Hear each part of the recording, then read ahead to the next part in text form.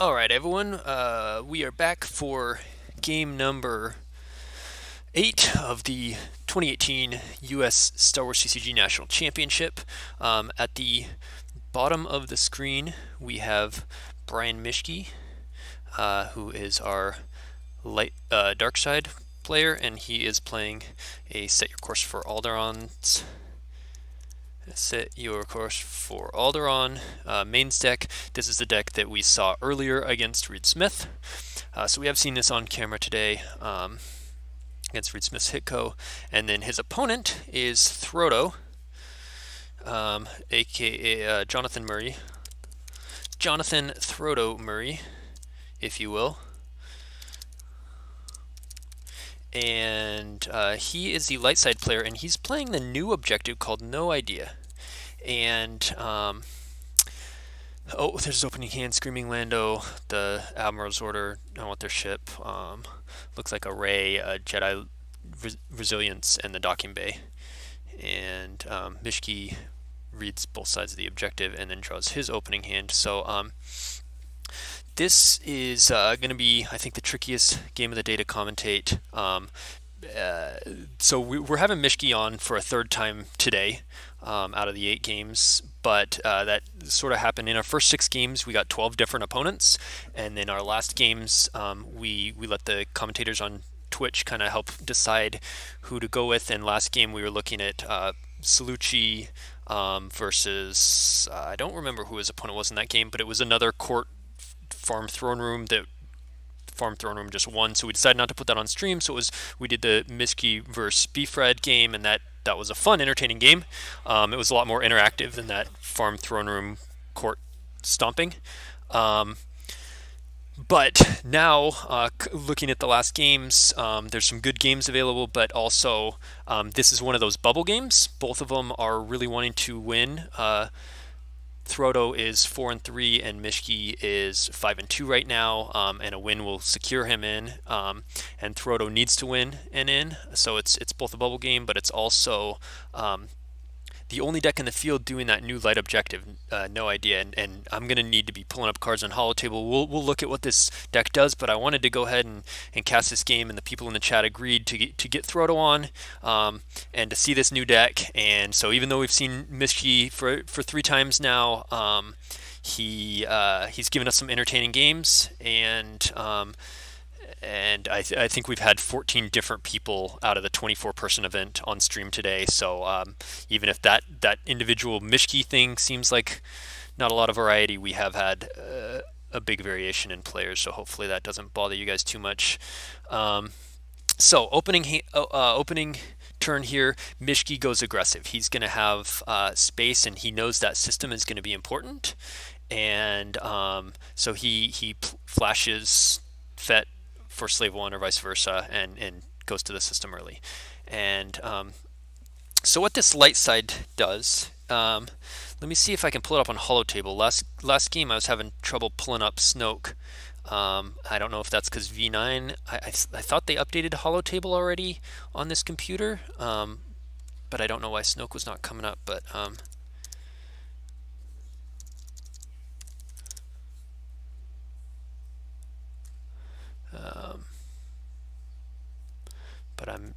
I'm also not seeing V9. Oh, here we go. I'll just go right in, and I found the folder. I don't know why this search isn't working. So we have, this is the objective. They have no idea we're coming, which Mischke picks up to read. And what that does is you deploy Scarif, Data Vault with Stardust, which is the data tapes, and the Masasi War Room. And for remainder game, you can't deploy Jedi Bays, Troot. You may not deploy Jedi Bays, Troot, and Rebel Troopers or Spies. This side up on the front, you can download Rebel starships, except Home 1 or Reflections 3 Falcon, or you can download a Scarif site. And each character's except Imperials and Spies and vehicles deploy +2 to Scarif sites you don't occupy. So once you already have a dude there, your other dudes are cheaper, but your first dude, unless it's a Spy or Imperial, costs +2. If you control 2 Scarif locations, you flip it.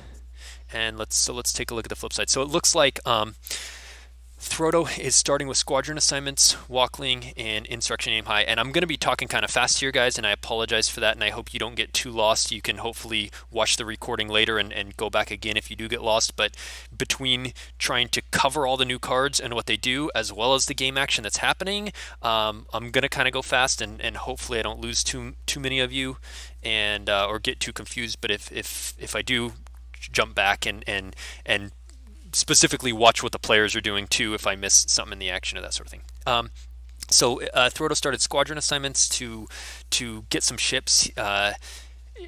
He's got Walkling and then Insurrection Aim High. So his first turn, he pulls Scarif Site with the objective, the beach, and he pulls a docking bay. And his plan is basically, it looks like he's got Captain Han in hand, so he can flash him with Falcon. I flipped through his deck real quick with him earlier and right before we started this stream 5 minutes ago, so that I could kind of see and have an idea for you guys. It looks like he's doing some matching ships. He's got Wedge and Ship, he's got Rogue One and Bodhi Rook, Captain Han and Falcon, and then Anakin and Azure Angel. And then he's got a couple other ships he can just download straight, like Gold Leader and Gold One. Rogue One can. I'm not sure if you can download that. And then he's got for ground, he's got EPP Luke, EPP Ray, Screaming Lando, and then a bunch of different spies who can do their Data Vault damage stuff. So Mischke deploys Baron and Fell to go with Fett, so now he's up to 3 destinies there, and Throtto's going to need to look for like an evac or something like that. Let's go ahead and pull up the back side of this objective. So you flip if you control 2 Scarif locations, and then the back side says, while that's side up, your spies are defense value +2 and power +1 with Stardust, and you are immune to undercover. While Stardust on your spy, opponent may not cancel your force drains at battlegrounds, so it stops the strategic reserve shenanigans we saw earlier. Once per turn, can place a rebel and lost pile out of play to cancel a Justron destiny targeting the ability or defense value of your rebel, or make a regular move with your spy during your control phase. So you can kind of cantina shuffle over a dude by placing a rebel out of play, or you can cancel a Justron destiny targeting any rebel, not just a spy. So you can only move a spy, but you can cancel a destiny targeting any rebel. And your spies are all defense value +2, makes them real hard to kill. So now let's go ahead and let me pull up the data plans, tapes, hollow, whatever, Stardust. So it says deploying Data Vault at any time may relocate Stardust to your spy present. So the spy has to be present, which can be an undercover spy.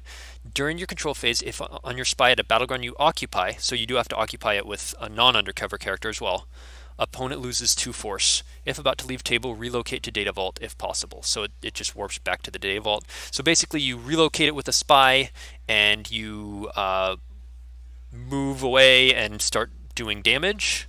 You don't have to move away, but you can. The way Darkside prevents this is typically with the text of the Data Vault itself, which says if opponent occupies, Stardust and any character it's on may not move from here. So if Darkside has a character there and occupies it with a character, you can't move away with Stardust or the character it's on. So Dark can get guys there and prevent Light from taking it and running. So Light side plays Bodhi Rook, and I assume we'll take the Stardust. And he plays Cassian to the beach and flips because he controls 2 sites, so now they're all extra power defense or value. And then also the Data Vault says any immunity to attrition, and FMON game text FMON says spies can't deploy there, so FMON doesn't work there, and cancels immunity to attrition. So they can't just sit there with super immune Dark Jedi Sidious Palpatine and have it hard to clear them. It cancels all immunity, so you can clear them and steal the tapes. So he Throtto picks up the Data Vault and moves out his dudes to the beach, which will be the next card we pull up. And the beach says your combat vehicles, scouts, and spies are each power +1, force drain +1 here, and your combat vehicles and Imperials are each forfeit +1 here for Darkside. So essentially, Throtto has set up a drain 2 site because it's beach is drain 2. The spies are each power +1 from the sight, and they are also power +1 from the Stardust, because the objective says, if the backside of the objective, let me clarify that, backside says your spies are defense value +2 and power +1 with Stardust. You flip back if you do not occupy 2 scarif locations, unless Rogue One at a scarif site you occupy, which it's not. So he did flip back when he consolidated, so they aren't power +1 at the moment. However, if he flips again, they will be +1 from the beach and +1 from the flipped objective. All right, so Mischke plays Justice and stacks a spin, a maul, and a gun, and then he tries to play Dooku, but he's going to cost 2 more. So instead, he has to play Mara first, who's an Imperial, and now Dooku won't cost 2 more. So the order that's important, since Mara's an Imperial, she doesn't cost 2 extra, and now that he has presence there, any additional dudes do not cost 2 extra. So Frodo does a Rescue in the Clouds and peeks and takes a card. Looks like in the meantime, while I've been looking up those cards for you guys, a couple docking bays have come out, and Mischke has played the bridge, so they both have got some activation going. And Mischke is getting aggressive now here on his 3rd turn. Light basically flipped, then flipped back on their 2nd turn. Oh, and now he plays a Dr. E. So assuming there's a Force Lightning, there's Mara's going to be able to probably hit someone. One big issue is that he's not flipped. If Frodo had been flipped, he could cancel a Destiny targeting one of the rebels. Well, no, he couldn't, because he doesn't have a rebel and Lost Pile to place out of play. But his 2 spies would be defense value +2 and an additional power each. But sadly, they're not. Cassian also can cancel a weapon or battle destiny, but again, there's no rebel and Lost Pile to be able to utilize that text.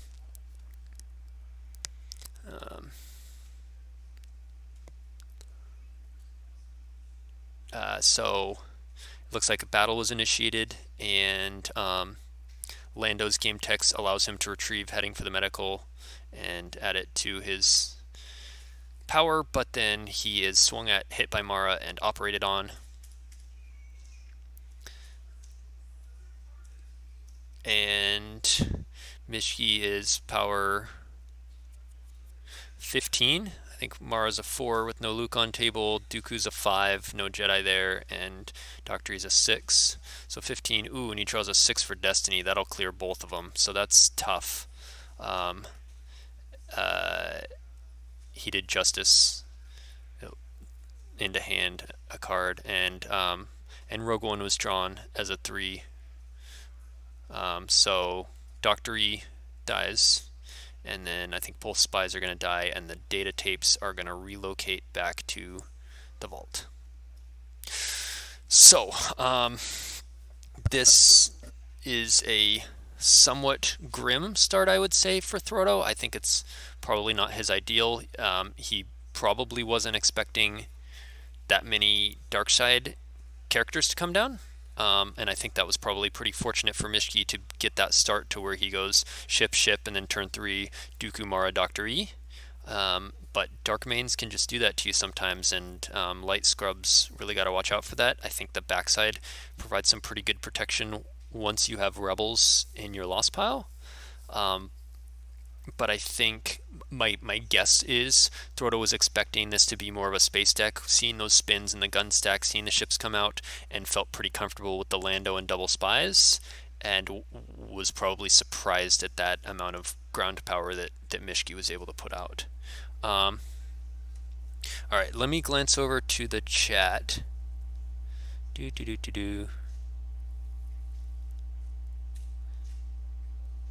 Nobody's talking in the chat. Hopefully people can still hear me. But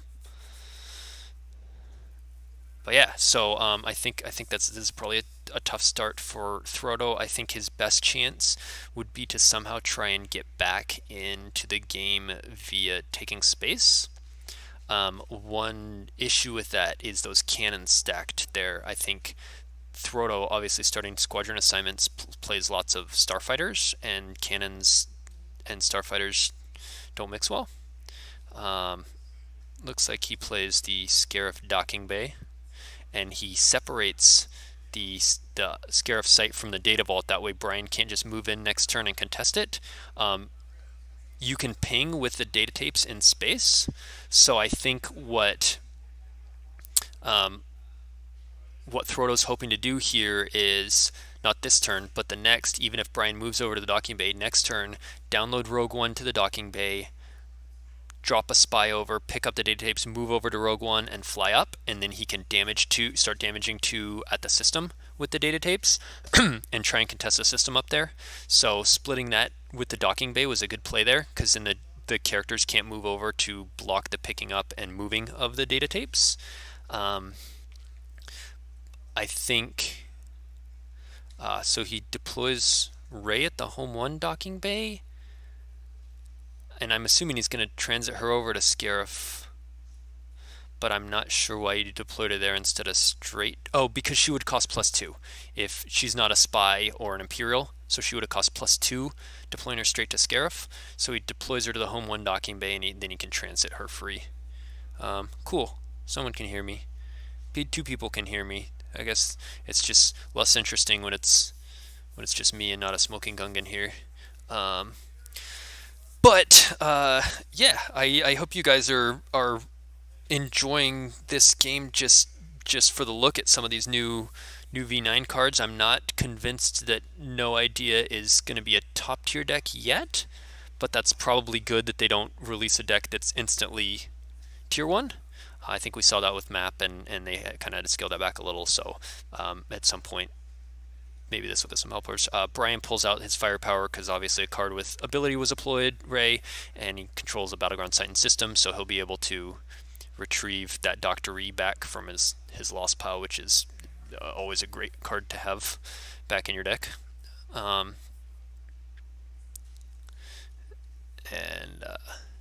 Frodo says, what card did you retrieve? And he says Dr. E, and he goes, oh yeah, shoot.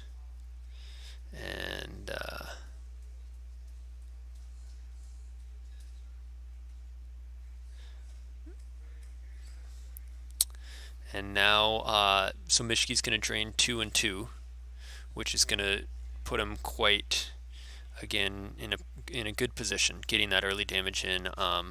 Frodo plays a short or all wings to look for a ship, and he pulls the Falcon, and we did see Han in hand. So those are at least going to be good cards against that cannons. I'm kind of surprised Mischke, when he did his initial Justice draw, that he didn't grab the cannons, simply because you see Squadron Assignment starting, you know there are going to be, and I think most No Idea builds that I've seen use more capitals. They pull Tantive, they pull Bright Hope, they pull the Liberty, which can forfeit to use and get pulled again, and I think most of them I've seen use capitals, so maybe that's why he was thinking he didn't need the gun as much.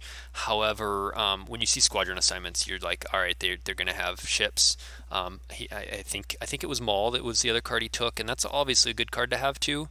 But he has 3 of those, and I'm guessing 3, and I'm guessing only 1 gun, and in space battles right now he's drawn 3 destinies, so he's not going to want to Justice and take that card unless Light's getting a bunch of destinies too, but then he'd want to take the spin so that he could spin around his own Justice, so while still capping them. So it might be kind of tough for him to get that cannon stacked off of there when he doesn't really want to use the Justice because he wants to draw 3 in space, unless of course this is a possibility if Frodo though does barrier that Maul. But Mischke grabs it, and plays They're Still Coming Through to cancel it. So if he does want that cannons, he will be able to grab it this battle. So having that canceller for barrier is pretty fortunate for him.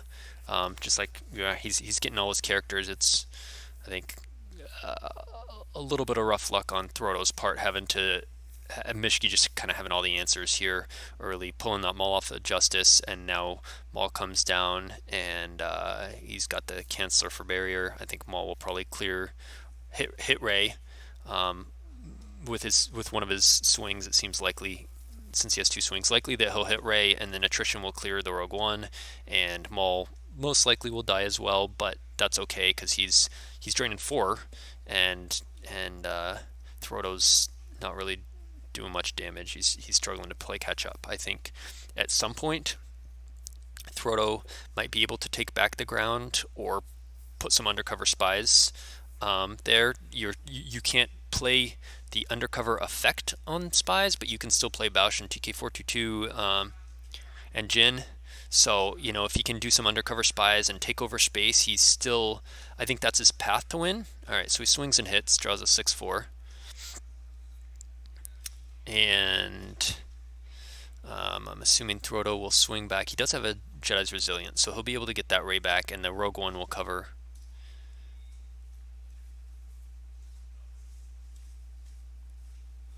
So he's double checking his destiny. He drew a 6-4. He's going to cancel the 6, which Mischke's like, that was my first one. So he's like, okay. So he would have had to do that first before seeing the second one.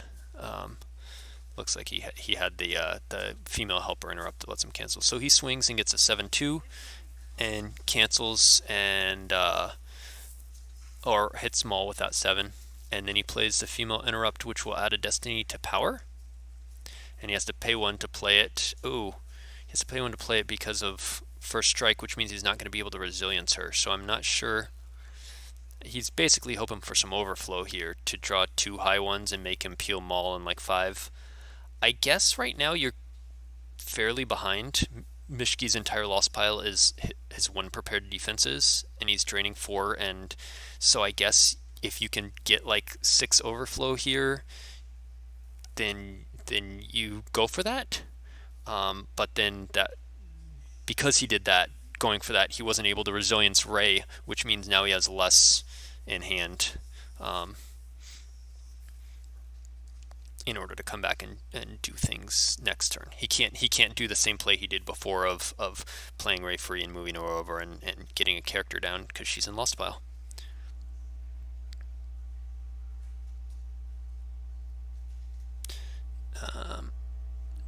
So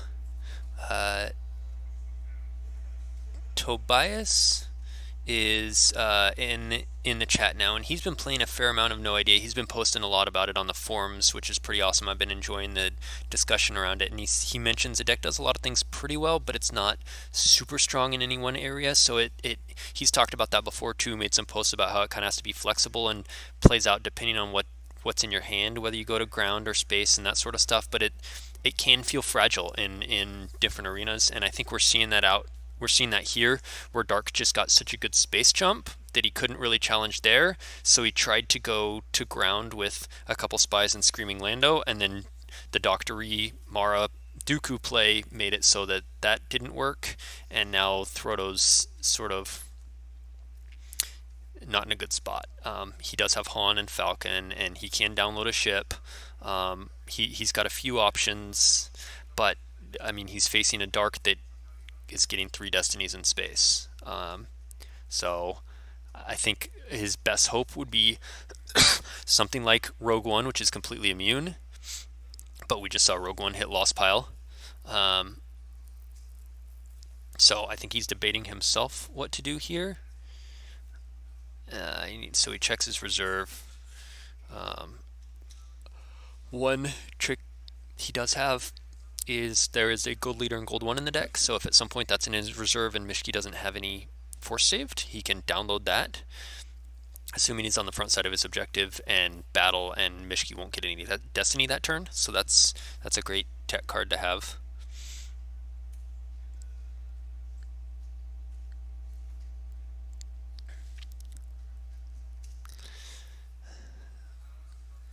So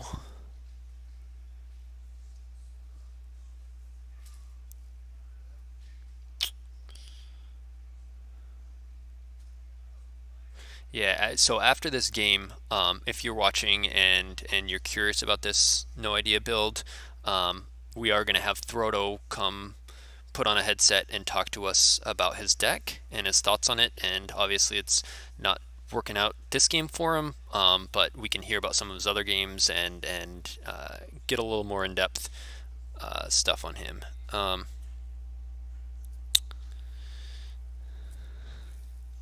Vikram says if he's starting Squawson and he's got Han and Falcon, he may have moving to attack, which could help against Three Destinies.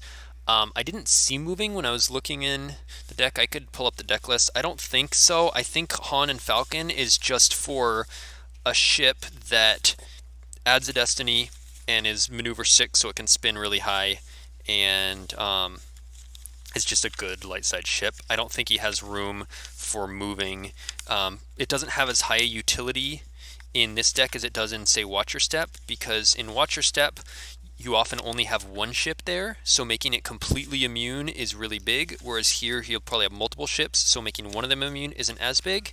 And then it has there's more Corellians in Watcher Step, like Dash, and it's really good using with Dash because it makes it power +2 also, so you subtract 2 more from them when you subtract from their power, so it's better in Watcher Step than it is in here. I'll check the list here. But yeah, no, I don't see that. I think Punch It could be a cool card, but I don't. That's not in either. He does have an evac control, so if he needs to try and take space, that would help if he can find that. It looks like Wedge and his ship came down.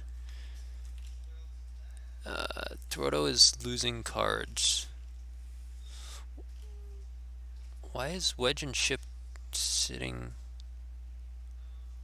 I think Mischke clearly activated. He's got a. I was looking up that deck list and I missed what happened, but clearly it's Mischke's control phase and he just drained for 4. But I guess Wedge got barriered.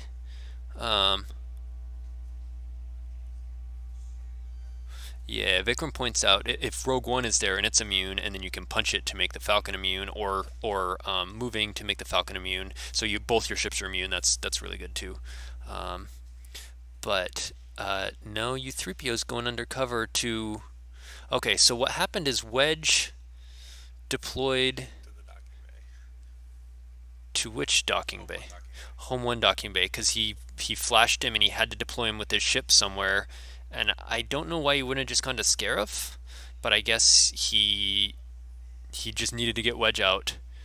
So Mischke plays U3PO, and he can deploy there once he has an undercover spy, and then Maul and battles, but Throtto has it's a trap, and we already saw him. We know he has the Canceller for it, but he already used it on Barrier last turn, so Canceller did not get back into hand, so Mischke just draws. Most likely Maul is going to be stuck at that docking bay for a good while. I guess he just flashed Wedge and then didn't want to go to the system and was worried about going to the site, and I don't know why he deployed him then, or why he even flashed. Maybe he was trying to verify something in his deck, or so that no escape got them all back. And I don't know how Tarkin went lost. Oh, I guess he peeled a couple before losing Maul to that Ray battle. He peeled a couple, lost Maul, and then he just no escaped him. Now he can transit Wedge over, and Wedge doesn't just work on his ship. He works with any rogue pilot, and Rogue One, the ship, does count as that. So if he is with someone who's piloting Rogue One, he can cancel a destiny. I doubt that Throtto's playing more than one Rogue One. No, he just has one, and that already hit Lost Pile. So Wedge isn't super useful, so I don't know that he needed to get him out so bad that he. Yeah, I'm really confused how that ship ended up at a docking bay and why that happened, but I think it was just one of those goofy situations where maybe he flashed with squadron assignments to verify and was like, oh shoot, I have to deploy now. I guess I'll do it over there. He's safe over there. I guess the thing about that though is it's a trap, so why not just go to the Scarif docking bay? Guess he was worried about another Canceller. I don't know. It's weird. Alright, so Baze, who is made a spy by the front of the light side objective, deploys straight to the data vault. And then Throtto is thinking about deploying another Ray. He can drop her to the same side as Baze so that she's not +2, which he should do. Don't deploy her straight to the docking bay. So if he, yeah, okay. So he plays her, and now she's not +2, and then he can move them over one at a time and flip.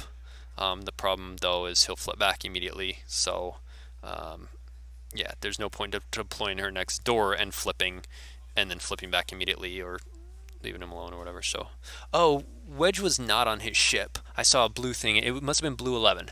So the vehicle. So he just to be safe, he dropped blue 11 and Wedge there, and oh, now he just gave us a thumbs up. He's happy with his position now, or maybe he drew a good card. Um, and Maul is stuck there, so that actually worked out. That's pretty neat. That so he got kind of a double win. Wait, that is Wedge's ship. How did Wedge's ship dock or docking bay transit?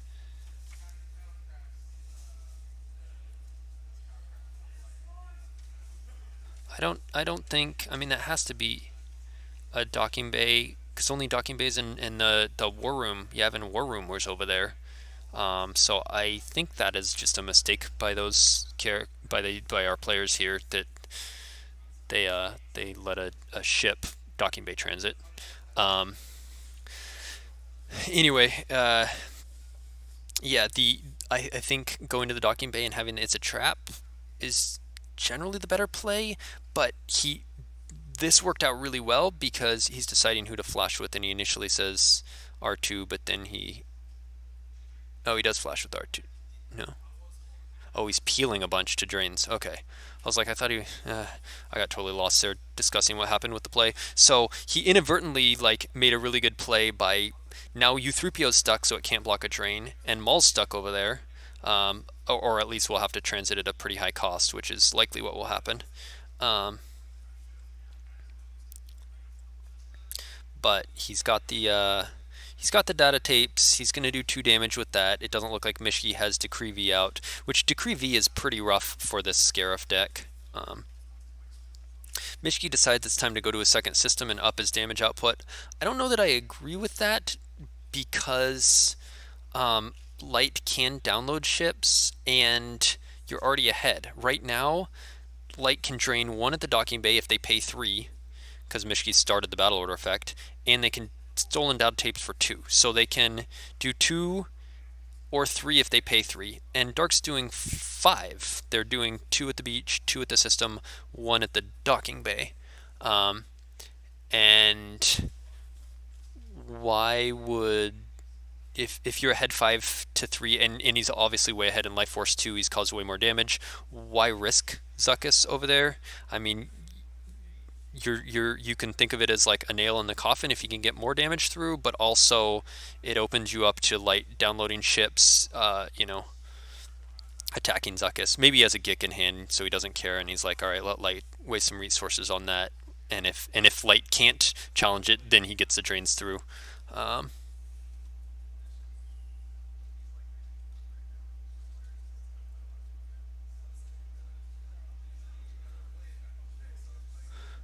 Tom Kelly says if Jabba's sail barge can docking bay transit, why can't an X-wing?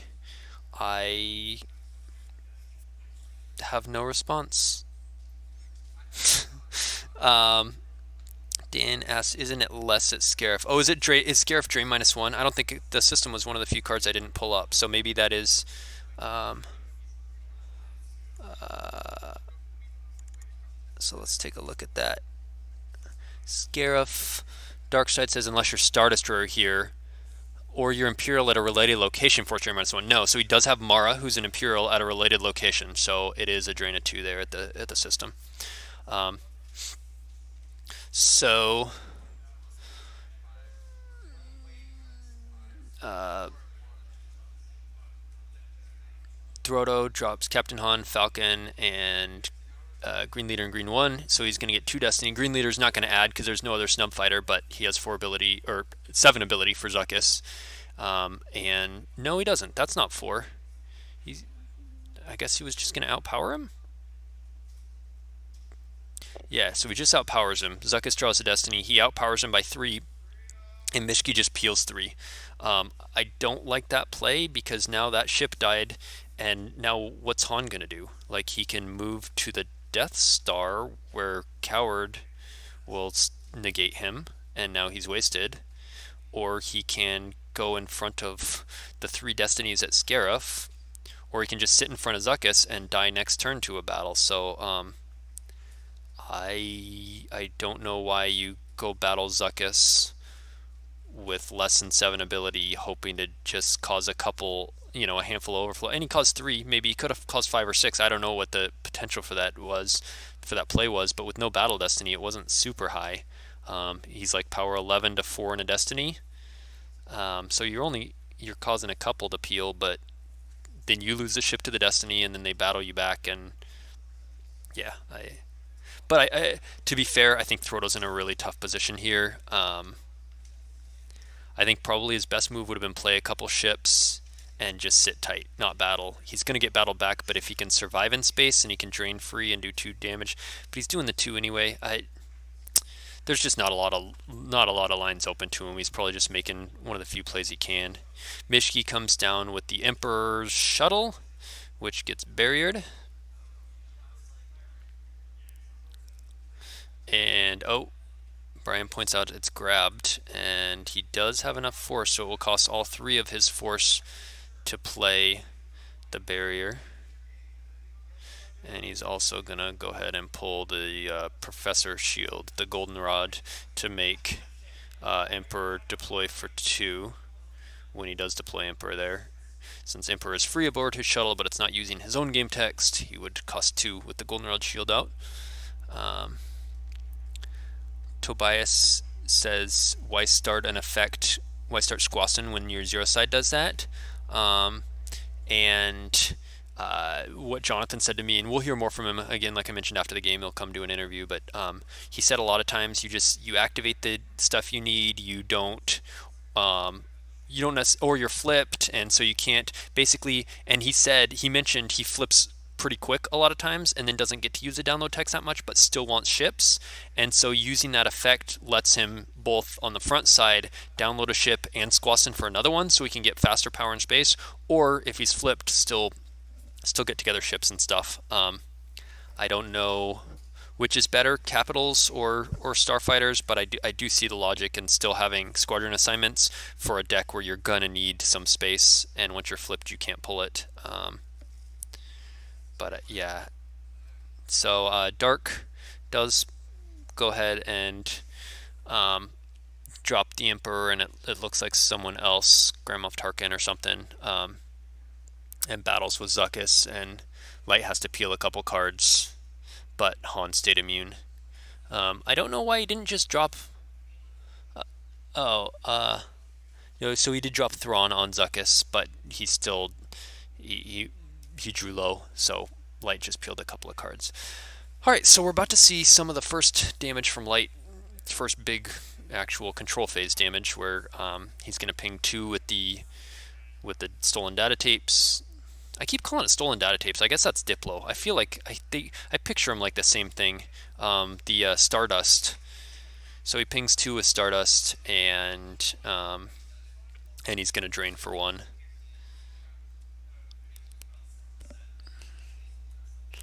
And Mischke, yeah, pretty much did what this Set Your Course mains deck does, and both Mischke and Salucci were playing this similar deck, and I think both had a fair amount of success with it. So if you're looking at dark decks after this event, I know Tom Hade's Trooper Beatdown did really well for him today. We talked about that quite a bit earlier, I think in game number 2. This Set Your Course deck did quite well, though we saw in Mischke's first game a lot of that was due to Reed Smith's bad luck with drawing low on his lightsaber swings. That looks like a... What character is that? Some spy character went to the Death Star War Room. Whoa, Tom Kelly just blew my mind. He pointed out the stolen data tapes and Stardust are the same thing. Of course they are. Stardust is just when it was stolen in Rogue One, and stolen data tapes is just when it's at Tatooine in A New Hope. But of course they're different cards in this game, but they conceptually in the Star Wars universe they're the same thing, just maybe a few hours apart. I don't think they have a persona though in this game. And here Throdo grabs Accelerate just to not let him cycle a 5. I think I think Mischke's probably happy with that because then he can dark maneuvers and spin and do everything he needs to. But so it looks like Wedge flies his ship up, which shouldn't have been there, and Han flies over, and so he's going to contest Scarif, and then Throdo splits his base over back over to the data tapes and Rey over. He knows he's way behind, and even though this is a not a good play, he's gonna lose at the system. He's splitting up on the ground, so he looks worse there. Like he's it's not a good play, but he doesn't have any better. He's eaten right now. He's getting drained 2 at Naboo. He's getting drained 2 at the beach. He loses Leia from hand, who obviously would be really good at the beach, but he's not going to be able to afford her next turn. And yeah, so he was like, all right, I have to split up my dudes to start doing more damage. But I think what he needed to do was move over to block the damage, because even if he's now, he made it drains a 1 and 1 instead of just 1. It's like, what is doing 1 extra damage do for you when you're this far behind? You need to stop the bleeding first. And obviously it would be not good either to move in front of Mara and Dooku, but he doesn't have a lot of lines of play right now. So Throdo is flipped though. It looks like he forgot to flip his objective. He controls two Scarif sites though, so he's flipped. And someone came and corrected Tom and myself about the Stardust stolen data tapes. They said SWCCG IJJK. Oh, Indiana Jedi Knight, Chris Kelly. Chris Kelly called us noobs. Numpties, I guess. Stardust is the original, and the data was transmitted and beamed up to the rebels and downloaded onto the stolen data tape. So they're totally physically separate things. They just both contained the same ones and zeros at some point. Yeah, and he points out that it's the stolen data tapes. They're tapes of stolen data. It's not the stolen data tapes. It's not data tapes that were stolen. It's stolen data that are on tapes. It's an interesting semantic thing. And Tom says, they're in the computer? It's so simple. With the awesome Zoolander quote. Mischke drops the Dr. E and battles the Baze, who shoots Dr. E. Dr. E is going to draw Destiny and Baze isn't, and that's going to get the stolen data tapes relocated back and stop 2 damage next turn. So he trades a Baze for a Dr. E and stops 2 damage. Seems like a good play. I don't know who the heck, because he also could have stopped 2 damage at the Death Star, but he stops 3 by doing that, the 1 drain and the 2 sites. I still don't know who that character is on the Death Star. Does anyone recognize that picture? Whoa, Troy is online. Big shout out to Troy for Jemp, because Jemp's amazing, and also his help with some technical issues today. He's the technical genius behind the tournament software as well, I believe, which is super amazing for large tournaments to pair people and deal with strength of schedule, calculate all that. That's been amazing. Jemp is amazing. So thank you, Troy, for your contributions to our community. Is just been incredible. So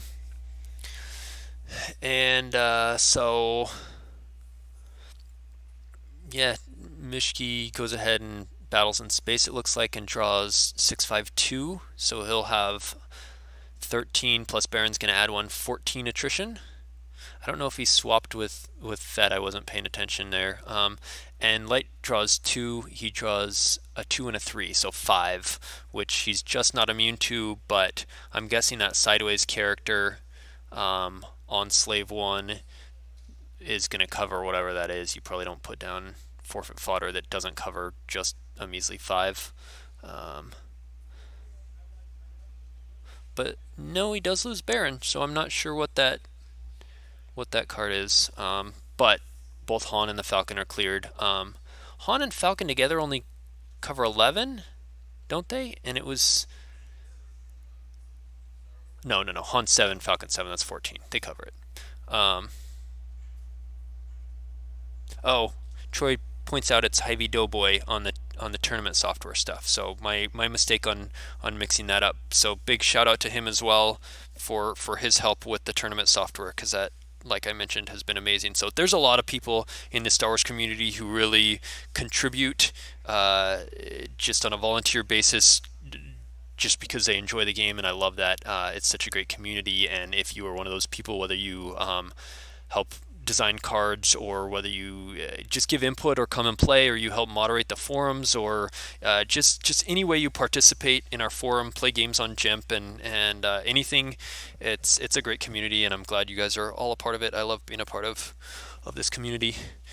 Um, so here, Mischke's turn. He drains it to the Death Star, and at the site he gets 3 damage in, but I mean he's eaten 4 and just so far behind Throtto is that I think he moves Ray to block a drain, but she'll die next turn. He moves. He lands Wedge,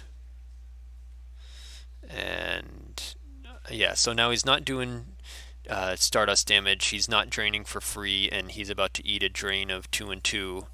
And Coward is now stopping his Death Star drain. So there's not even a hope at this point. Force Lightning gets pulled. Um,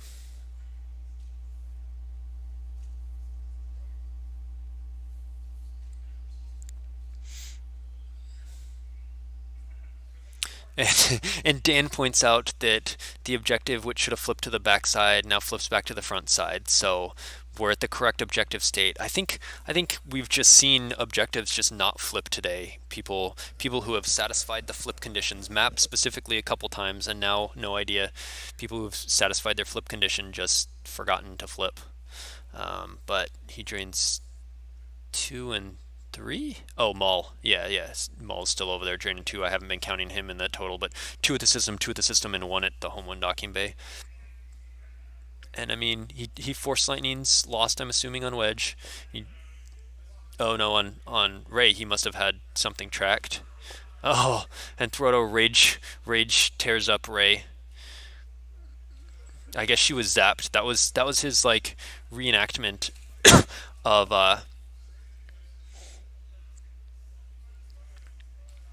of Ray getting zapped. And Dark Lord of the Sith comes out for the overkill, and he battles free, and he swings and hits Wedge, and he draws a 5, and Throtto scoops his deck. So yeah, I think. Well, so first of all, congrats to Mischke, who we saw first starting at 1 and 2 when he faced Reed Smith for the first time, and I mentioned that was in game 4. I mentioned it was a must-win game for him, and he did, and he ran the table after that. So 6 and 2, Mischke will be in our top 8. Throtto, I think, will just miss the cut. He was at 4 and 3 and needed to win that to go 5 and 3 to make it. So unfortunately, looks like he will probably not make it. We'll get the full standings in a little bit, but I'm gonna run over and we'll get Throtto over, and we'll talk about that deck a little bit. That matchup a little, and the deck in general, and hopefully get some thoughts on No Idea. And we have some questions from the commentary about updates on Reed and Beefred. I don't know what they let me I will go scan the room and see what updates I can get you guys in general, and I will be back in 2 minutes with Throtto, and we'll have an interview then. I'll go ahead. I'm debating about stopping the recording. I'll go ahead and leave on the recording, so anyone who's watching this later can also hear the information about No Idea in case they want to hear Throtto talk about it. If you can shut it off now if you're done, but if you want, there will be a couple minutes of dead air time, but I will be back.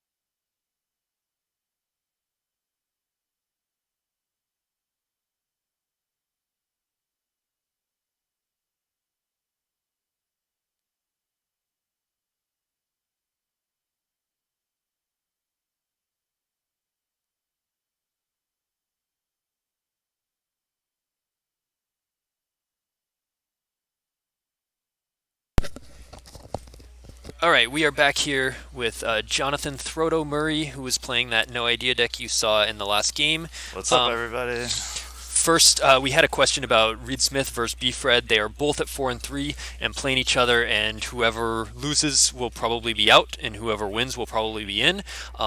It looks like they decided to play it out. It's Reed's Invasion versus Beefred's Throne Room, and the game looked pretty tight. They both looked like they had around 15 life force. I just glanced over. So that yeah, we'll find out in a little bit who wins on that. All right.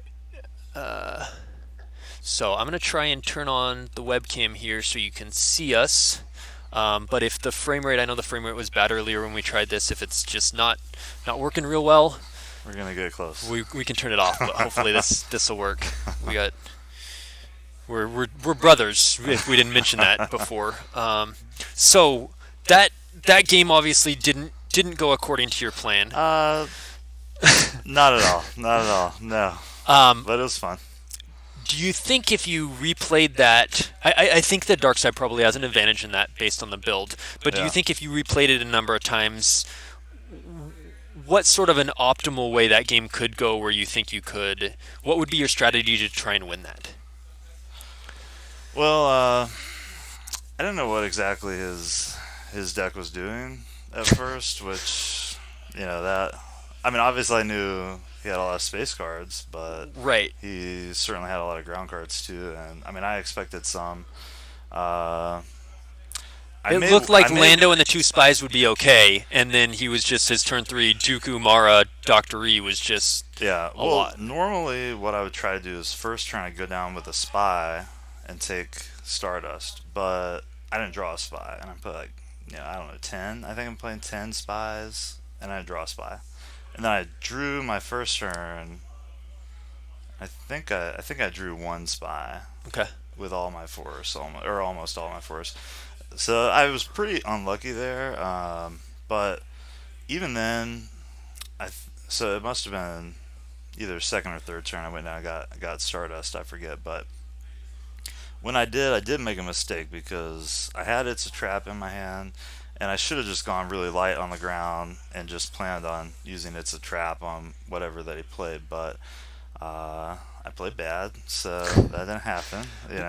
We were a little Uh, surprised when Mischke let your landed X-wing from a docking bay transit to another docking bay. I asked him, "Do you think that this works?" And he said he didn't know. And I was like, well, "I don't really know." And he said it's fine. So No one really cared at that point. All yeah, right. I Okay. mean, now the thing with It's a Trap is like the next turn. I think he played the It's a Trap canceller, so I don't think Well, it so he played the It's a Trap canceller on the barrier. on a barrier. You Yeah, barriered and he used that. yeah. So your It's a Trap was still live.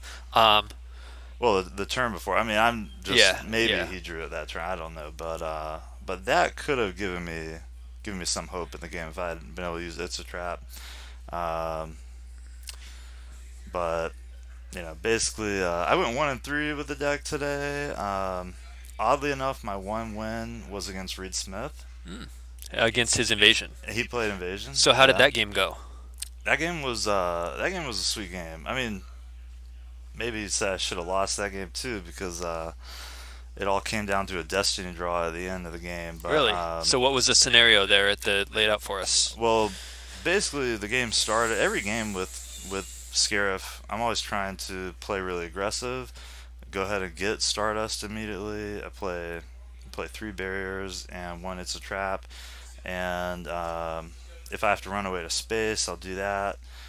Just whatever that I can do. So I did that against him. He wasn't able to disrupt that, and of course, Invasion doesn't play other ships, so I was safe up at Scarif, and I think I also had a barrier in my hand that first turn, so I was really able to get the damage going against him, and we basically just played cat and mouse a lot on the ground. I let him have Naboo. He did come and try to disrupt me on Scarif. I imagine The the flip side of your objective is really useful against the droid blasters because your spies are defense value +2, and then you can cancel the Destiny targeting any rebel, and Yeah, makes it hard for him to shoot someone. yeah. Well, the funny thing is, I didn't even cancel Weapon Destiny that game. What I was really doing a lot with the objective was moving guys in my control phase. And so at first, I was only on one of my Scarif sites, but I could move a guy in the control phase and drain for two at two different Scarif sites because I had I'll take the leader for the docking bay drain. And then I was doing the same thing as well on Cloud City because he had the security tower and the downtown plaza. And And you took that over and were able to. I put a spy at the security tower. He had a droid at the downtown plaza. He moved it to block my drain, and I just moved my spy over, drained him at the 2-2. That game was pretty sweet because one turn he had P-59 at the beach, and I came down with a couple guys and beat him down. He had the Gick. The next turn, he's got his B2 battle droid at the downtown plaza, and I've got Galen Urso there. Put down a couple other guys. I also had Lando Scoundrel, but I chose not to draw extra Destiny with Lando Scoundrel. I drew a 1 for Battle Destiny that I knew was there, and of course he flipped over an 8. So I used Galen Urso to To switch swap. Battle Destinies, and I got the 8, and he ended up with a 1. So you had And Lando and someone else? yeah, Lando and Galen Urso, and I put down a couple other people because I thought that would be the end of the game. So rules clarification for you. Yeah, First of all, yeah, you can't transit ships. Dan's pointing that out. You can't document transit ships, no just problem. characters and vehicles. Yeah, But when you draw Battle Destiny, yeah. you have to draw all of them. You can either Well, choose. that was my only card in my reserve. Oh, okay. I thought you were I just saying only you had one chose to card. draw. Yeah. Okay, cool. I mean, I chose to activate so that I will only have one. Right, perfect. That's Okay. that's a Yeah. brilliant strategy move then. Yeah. Yeah, because you've got Galen, and Galen only works if you both exactly Yeah. drew one. You can swap it. Yeah. And I didn't know it was red when I activated down to it, but when I looked at my destiny, I said, "This is what I'm doing this turn. Yeah, I'm gonna crush him," and he just played his Gick, but he had a second Gick. Yeah. And so then we were just in a drain race situation, and I was able to block some damage. He took me down to 1 life force. I was gonna drain him out the next turn, but um, I had to put Saw Gerrera in front of a B2 battle droid. Saw covers, I think, 10 total battle power because he's power 4 and he forwards for 6. His droid is a 4. So if he battles me and he draws an 8, then I take You took overflow and I lose. If he draws lower, Yeah. he covers and you drain and win. Yeah. And he drew And lower. he drew lower. So It's pretty. I, So I, you won by one. I almost went 0-4 with the deck, but you know, I really think the Scarif objective is just too fragile because one game I played, I had a great setup, but my opponent just barriered my guy when I tried to play a spy, take Stardust, and move up to the system. Hmm. He barriered me, so then I lost my first. Actually, I got a beatdown because he played Sniper Dark Strike, and I took overflow on that. Whereas, if I'd been able to fly up to the system, I would have had Rogue One. Actually, it wasn't Rogue One. I'm sorry, it was Gold Leader and Gold One at the system, but there wasn't any way he can come and fight me at the system. That was a different game, but so it's very just- easy. And then even again with It's that, going to be fragile somewhere is the Yeah. problem. It needs to be in multiple places, and one of those places is going to be vulnerable. yeah, and even with the game that we saw on stream, I couldn't even really get going, Right. Because he just played some dudes and fought me, and He was super aggressive, and it's hard to. Yeah, yeah. Um, Yeah, hopefully we'll see some other builds of it, but I think you're right in that it's maybe a little fragile right now. It Yeah. might need a little bit of help in the future, but Yeah.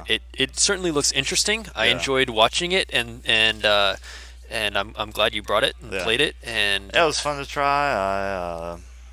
I kind of actually struggled for light side. I know everybody said light side was really good, but me, I struggled with light side, and I thought, hey, I'll try this. I had high hopes after I beat Reed in the first game, but yeah, it didn't go that well after that. So cool. All right, thanks. Yeah. Well, Thanks thanks a for lot. chatting with Yeah. us. All right, everyone. I think I'm gonna stop the stream here for the night. The final games are finishing up. Pairings for tomorrow, the top 8 will go up, pairings will go up, and you can check the forums for that. Hope you enjoyed today.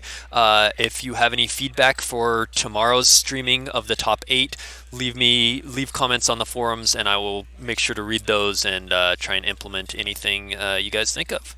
All right, thanks a lot.